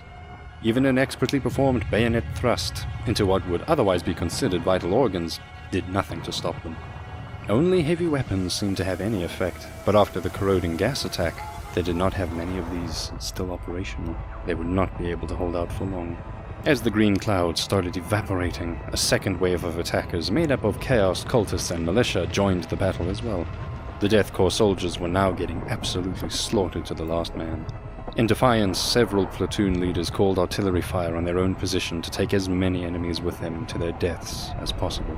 Earthshaker shells now plowed the ground, destroying anything and anyone caught out in the open. In their final moments, the Death Corps troops knew their incredible suffering and sacrifice had brought them even closer to redemption from the Emperor. With the 19th Regiment completely destroyed, the encirclement of the Vraksian defensive lines was officially broken open, and any final hopes of still finishing the siege within the original time frame was completely smashed. This bad news had already reached Lord Commander Julka, who had seen the writing on the wall. With 2 whole regiments wiped off the map and the imminent defeat of the entire army, he would of course no longer be allowed to continue commanding the Vraksian campaign. And so he had been busy preparing the safe continuation of his military career elsewhere. Using his political connections, he had already arranged himself a comfy new assignment over the 7,003rd Imperial Guard Army. This army was stationed to fight off the continued Orc attacks led by the great war boss Gazgrim. The Orc leader was known as the Great Despot of Dregruk, and an ally of the infamous Gazgul Mag Uruk Thraka, who had led wars against Armageddon. Fighting the Greenskins was preferable to being sent off to the eastern fringes to combat the ever-increasing Tyranid invasions, as not many troops ever returned from such assignments. And given High Command's failures on Vraks, this would be the fate of many officers. Considering the large number of open fronts against the Orcs, and the bureaucratic nature of such a massive campaign, Julka figured this would allow him time to safely lay low for a while. Once the whole ordeal on Vraks had been forgotten, he would have plenty of opportunity to rise through the ranks once again. But with the Lord Commander gone, a power vacuum formed that needed to be filled. Even though the 88th Siege Army was on the brink of defeat, the battle wasn't over yet, and the army desperately required a new leader. The ecclesiarchy lobbied for a commander from amongst their own ranks. Surely the lack of progress on Vraks had been a result of the lack of religious fervor. They could even provide a certain amount of their own forces in the form of the renowned Sisters of Battle. Not to be overlooked was the fact that their claim was also supported by the Order Hereticus. Their failure to assassinate Cardinal Zaphon had not been forgotten, and so they still had a vested interest in making sure the siege would end with an imperial victory.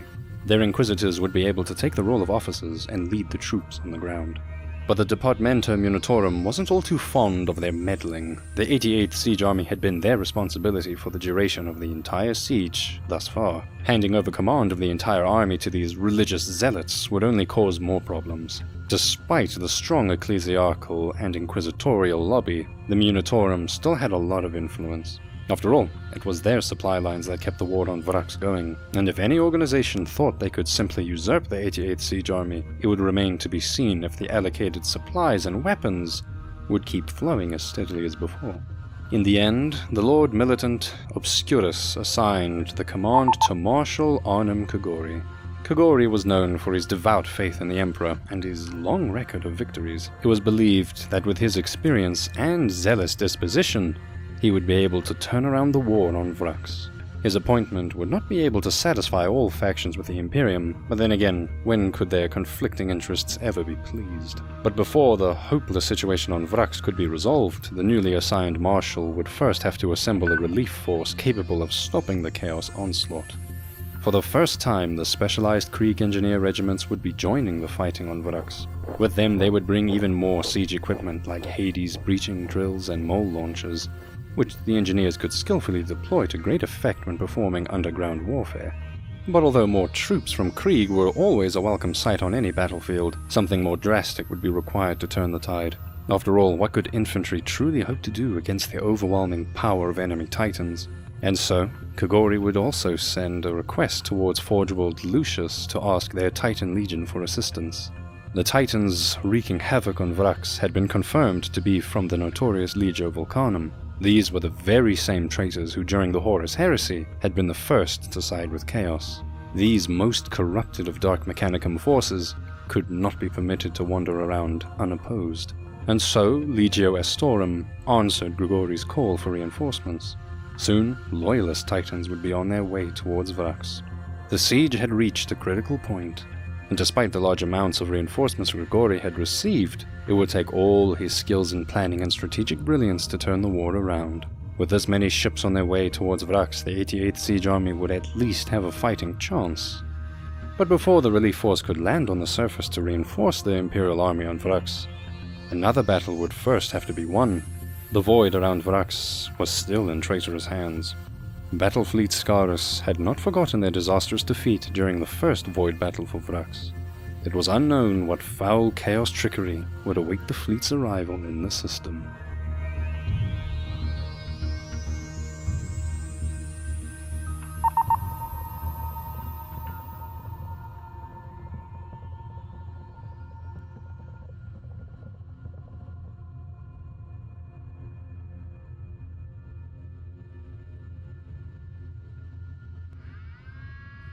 It has been a full year since the landing of Chaos reinforcements on Vraks.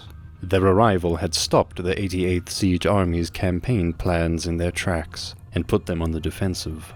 The shock of orbital bombardment and drop pod assaults had managed to break communications and split the Imperial Army into large pockets of resistance. The brave soldiers of the Death Corps were fighting tooth and nail to avoid a complete disaster. The 19th Regiment had been wiped out completely during their rearguard action in order to save the rest of the army. But despite the heroic last stand, the front line in the east was on the brink of collapse in the face of enemy titans. By now, a large horde of freshly arrived Chaos Militia infantry had stationed themselves comfortably in the remnants of the abandoned 2nd Defensive Line. The 30th Line Corps had repositioned themselves with newly dug trenches to face them. But the enemy didn't just sit idly by. Whenever their overlords called them into action, a fanatic mob of mutants and renegades stormed over no man's land in suicidal fashion. Although these crude assaults gained little ground, it put extra strain on the already thinly stretched Imperial lines. Traitor Astartes, Titans, and aircraft continuously stalked the wastelands of Vraks at will. They had come to bring slaughter in the name of their dark gods, and slaughter they would deliver. Not a day went by where the soldiers of the 88th Siege Army had any respite. Wherever the 88th Siege Army was caught off guard, the servants of chaos attempted to butcher as many of them as possible, preferably in the most savage ways imaginable. But the portable void shield generators had proven crucial in protecting the 88th Siege Army's most vital infrastructure. Despite the completely one-sided engagements, their logistics were still largely operational. They managed to bring just enough weapons and munitions to the front lines to continue the fight. Of course, their supply lines from space had been cut off by the Chaos Fleet, but their well-stockpiled storage depots, far on the Saratama Plains, had proven sufficient for now. Despite the 88th Siege Army's perilous situation, they had not yet broken. After a while, contact between the line corps had been re-established, and they had even managed to plug the front lines with whatever reserves could be spared. Unfortunately, they were still at a risk of being outflanked from the northern side. With the loss of the entire 19th Regiment and the rest of the regiments already spread thin, no infantry could be spared to extend the lines any further. Instead, their tanks and Death Rider forces had been ordered to continuously patrol the northern wastes and prevent the encirclement of the 88th Siege Army. With literally all troops preoccupied with defense, there was simply no way to launch any counter-offensives. Considering the current balance of power on Vraks, the traitors' combined forces could have wiped out the Death Corps within months. But the Chaos reinforcements had come to Vraks with their own agenda. They had proved difficult, if not downright impossible, to cooperate with. Of course, the extra troops had given the initial Vraxian army some long-awaited breathing space, but ironically, the change of events in favor of the defenders had brought division amongst their ranks. The Plague Marines' ruthless plundering of Vraxian stockpiles without permission had been a direct affront against Zaphen's authority. And so far the Titans and large bands of renegade militia had not followed a single order from High Command whatsoever. The blatant insubordination left many formerly unwavering followers of Zaphen disillusioned with their protector Cardinal's authority. It slowly began to dawn on them that these new and strange allies did not have Vraxian victory as their priority after all. Perhaps the Cardinal had made a grave mistake in accepting their aid. Due to the largely non-existent cooperation between the various Chaos forces on Vraks, large-scale assaults against the Death Corps lines had been sporadic at best. Only the truly zealous followers of Zaphon made serious attempts at breaking the Imperial lines. They successfully pushed the 88th Siege Army back here and there, but they could not win this war. But for all his lucky break was worth to them, the soldiers of Krieg were still stuck on Vraks, fighting a hellish war they couldn't possibly hope to win. They had become playthings of marauding Chaos warbands, doomed to be destroyed in an unholy ritual of slaughter. Without reinforcements, sooner or later they would perish. Fortunately for them, such reinforcements were on the way. As far as the Imperium was aware, the void around Vraks was still under traitor control. After the few surviving Imperial ships abandoned the system, they had not been able to gather any new intel on the situation. For all they knew, the entire Chaos Armada could still be stationed around Vraks. Kogori's reinforcement fleet had been making haste. He did not have to rely on his extensive experience as a commander to imagine what the perilous situation on Vraks must be like by now. The new Marshal was determined to save the 88th Siege Army from certain defeat, but before his troops would be able to safely land on the planet, the anticipated Void battle would have to be won. In the aftermath of the previous battle, Admiral Raziak's small fleet had been routed from the system. By a miracle, several ships had managed to survive the onslaught, and their crews would live to fight another day. But after the immense damage they had suffered at the hands of the Anarchy's Heart's overwhelming firepower, they were in dire need of repair and would not be able to assist in the coming naval engagement. Instead, the twin Luna-class cruisers Duke de Wall and General Dahane were to be the leading ships of the new reinforcement convoy. Along with them came a full-strength escort squadron of 8 Sword-class frigates. This was already more than twice the amount of dedicated Navy ships Admiral Raziak had available during the first Void Battle of Vraks. But if it would be enough to break the Chaos Armada would remain to be seen. Legio Astorum Mechanicus transport ships carried as many as 22 Titans toward Vraks. Considering this invaluable cargo under their protection, the escort fleet had not been assigned nearly as much firepower as the anxious Marshal Kogori had hoped for. Perhaps some high-ranking figure within Immunis Storum had been spiteful about Kogori's assignment as commander by the Lord Commander Militant. After all, the Holy Basilica of St. Leonis the Blind was still in traitorous hands, something the Immunis Storum was all too fond of reminding them of. It wouldn't be the first time the Imperial bureaucracy had been sabotaged from within over some political misgivings. Legio Astorum, also known as the Warp Runners, are an astonishingly brazen Titan Legion, willing to take on large risks, but even they would not appreciate having their transports filled to the brim with irreplaceable god machines simply blown up in the void over some petty bureaucratic squabbling. If they would have any hope of turning the disastrous siege around, and potentially even deliver an Imperial victory in good time, these transports would have to be protected at all costs.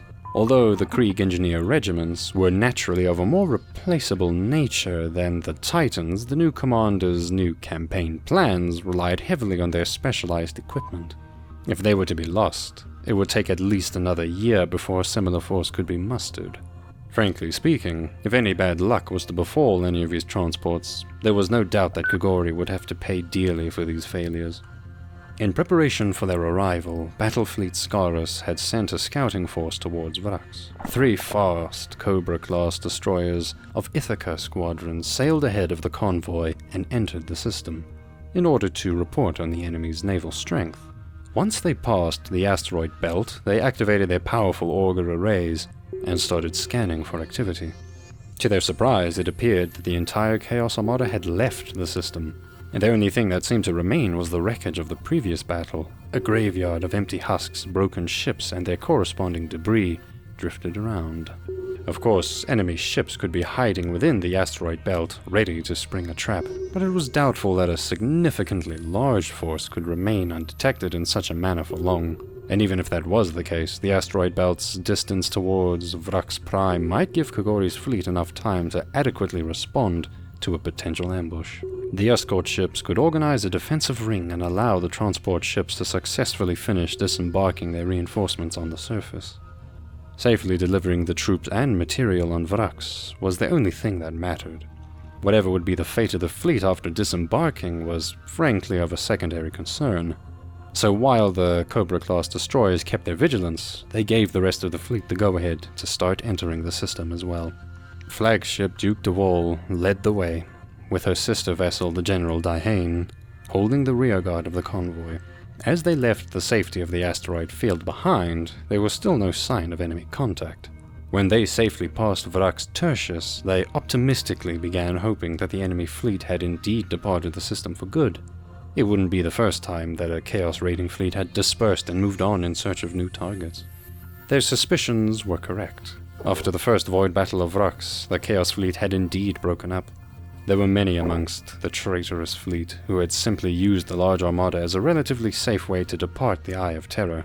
With the void battle won and their allies successfully disembarked upon the planet, they saw no reason to stay around Vraks, and so moved on towards their own personal objectives. The ships belonging to the Chaos Space Marines had no haste to depart from Vraks. Their warriors were successfully wreaking havoc on the surface below, reveling in the promised slaughter. But with the initially large fleet steadily fragmenting around them, it would be unwise for their valuable ships to wait around and draw the retribution of Battlefleet Scarus upon themselves. Although Vraks was a secluded sector, eventually the Imperial Navy reinforcements would arrive in force. Perhaps they could have stuck around a bit longer to perform a few extra strategic orbital bombardments here and there, but after all, they had not come to Vraks to bring the Cardinal victory. They had merely come to bring slaughter, and as far as they were concerned, this plan was already well underway.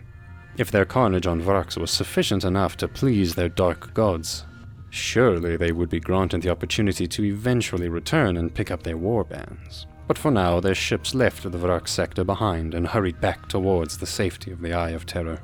But what the Imperial Navy did not realize was that a single Chaos vessel had remained behind. Hidden amongst the wreckage, the Anarchy's heart was patiently lurking for a chance to strike. All of her systems had been powered down to hide its signal. Even if anyone had paid any specific attention to it, on the auger arrays the ship appeared just like any of the many other unidentifiable dead husks among the wreckage. Of course, the Imperium had little knowledge about what enhancements millennia of warp corruption could have on a ship's engines and cloaking capabilities. Neither did they consider it possible to hide a massive ship like the Anarchy's heart to such a degree. They had diligently scanned the sector for any sign, and found absolutely no threat. But perhaps they should not have made the mistake of forgetting they were dealing with the Alpha Legion. And so, as the convoy approached, they were caught by complete surprise when suddenly the Chaos battleship's great plasma reactors roared into life and began moving. The vessel became immediately clearly visible on all auger arrays, and the escort ships sprang into action to counter the threat, but it was too late. The Anarchy's heart was already within firing range, and its first salvos were inescapable. Direct hits immediately caused two of the sword-class frigates to blow up and vanish into the void. Duke de Wall's void shields were barely able to hold against the repeated laser impacts. A second volley raked her hull and destroyed all her starboard thrusters, leaving it unable to steer effectively. The first transport, loaded with fuel and ammunition, was hit. It miraculously survived the blow, but was now left drifting helplessly into the void, forcing the rest of the convoy to make evasive maneuvers. The Duke de Wall returned fire from its broadside cannons. The convoy was ordered to make full speed toward Vraks, while the Lunar-class destroyers would attempt to keep the enemy busy. But the Anarchy's heart now had its eyes on the prize. The easily identifiable Mechanicus transport was by far the most valuable target. If it was up to the Alpha Legion, these titans would never arrive on the planet, and so the Chaos ship moved in for the kill. But the General Daihane speedily arrived from the rearguard and fired a flurry of torpedoes to block the enemy's approach. The Anarchy's heart was extremely sturdy, but sailing straight through a full salvo of torpedoes would likely prove too much for even the ancient despoiler battleship, forcing it to alter its course. This allowed time for the escort ships to interpose themselves in front of the valuable cargo. The courageous action cost them heavy losses as the Anarchy's heart lashed out with all its weapons at anything within range. Two more sword-class frigates were disabled, but the convoy was steadily getting out of harm's way. Before the Anarchy's heart could move in pursuit of the transports, it would first have to deal with the 2 Lunar-class destroyers. But having relied so much on the element of surprise and the opening salvos, it turned out that the traitors had bitten off more than they could chew. With the Imperial ships on both sides, the Chaos ship was taking quite a beating. All ships involved in the battle were providing as much firepower as their crews could possibly deliver, and something would have to break. Duke de Wall's void shields were now completely failing, and the damage it was taking could not be sustained much longer. Soon, the ship would risk being lost to the void. But her captain refused to retreat, instead continuing to pour fire into its enemy. In the end, it was the Anarchy's heart who chose to disengage. It was badly damaged and realized the opportunity to catch her prey was lost. Rather than risk destruction, it chose to flee the system. Her engines roared as it transferred all power to its thrusters in order to escape. General Daihane now had to choose between chasing down the enemy and having a chance to potentially destroy the ancient Chaos ship, or save the remaining crew of the Duke de Wall and the other crippled ships. Hundreds of them already lay dead at their guns, or had been thrown out into the void by explosions. Crippled beyond hope of repair, the ships were falling apart. If no help was offered, all of them would surely perish. Despite the unfathomable price of destroying the notorious Anarchy's heart, the captain of the General Daihane could not stomach leaving the rest of his fleet to their fate, and so gave the order to stop the chase and start a rescue operation. While the surviving crew of the destroyed Imperial ships were being ferried to safety, the Anarchy's heart sailed into the asteroid's field and escaped. The ambush had caused a considerable toll on the fleet. But despite the setback, most of the supplies and all of the Titans had safely reached Vraks and could now join the war. Soon, many thousands of men and tanks by the hundreds disembarked on the Saratama plains. Weapons, munitions, vehicles, fuel, rations, and all other manner of equipment was being brought down to the surface and immediately sent to the front lines. The new arrivals wasted no time but marched directly into the relentless meat grinder of Vraks in an attempt to turn the siege around. But most importantly, the huge landers of the Mechanicus had made planetfall. Down their huge ramps marched the Titans of Legio Astorum's battle group. 22 Titans in total. Their High Princeps, Rant Droka, was ready to lead them into war. Warhound and Reaver Titans blared their engines for the upcoming triumph as they began their long march over the Saratama plains towards the front lines. The machine spirits were eager to deliver battle to the outnumbered Titans of Legio Volcanum. Once those foul traitors were dealt with, the God Machine's incredible firepower would inevitably break the Vraxians' will to resist. With the assistance of loyalist Titans on Vraks, the 88th Siege Army would be given another opportunity to achieve victory in the name of the Emperor. With a new influx of men and material, the Death Corps would no longer be on the defensive. With supplies and morale restored, the soldiers of Krieg were once again eager to charge over no man's land and deliver cold steel to their enemies. But despite these hopeful events, Marshal Kogori's new campaign plan would still have to prove itself. With the reinforcements' successful arrival, the 88th Siege Army's imminent defeat was staved off, but there would still be a long way ahead of them before they could capture the citadel and bring the renegade Cardinal Zaphon to justice. The Kogori offensive was about to begin.